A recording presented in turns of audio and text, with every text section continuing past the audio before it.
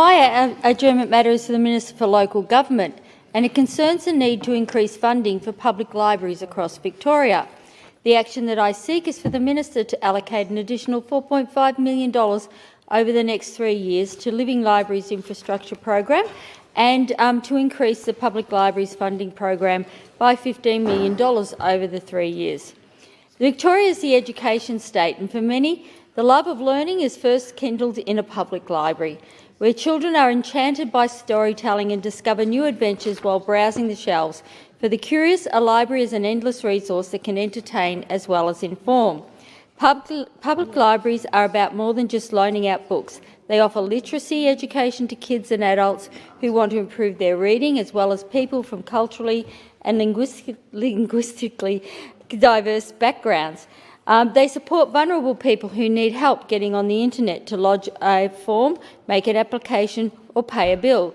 They help people to access information about government services and find employment assistance. They support and promote Australian authors and facilitate connections and networking among local creatives and aspiring writers.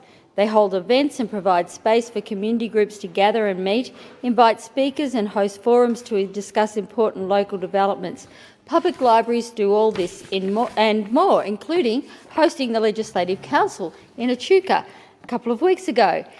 They are especially important in regional areas like my electorate, where towns don't always have commercial bookstores or conference rooms. Yet their ability to continue providing these vital services is under threat. I was recently contacted by Susanna Sheed, who's now the chair of the Goulburn Valley Libraries, but also well known to the current government, who advised me that the state Labor government has recently cut in half funding for library infrastructure. This will seriously jeopardise the future success of the public library network. Our population is growing, and provision of infrastructure and amenities must keep pace, or else services like libraries will be overwhelmed and eventually run down.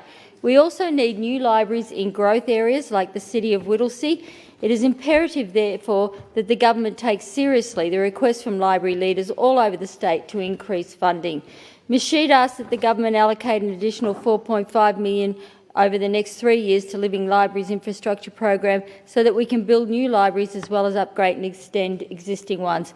Ms Sheed also asked for an increase of $15 million over 3 years for the Public Libraries Funding Program, which is essential for maintaining and enhancing the ongoing operation of vital library services.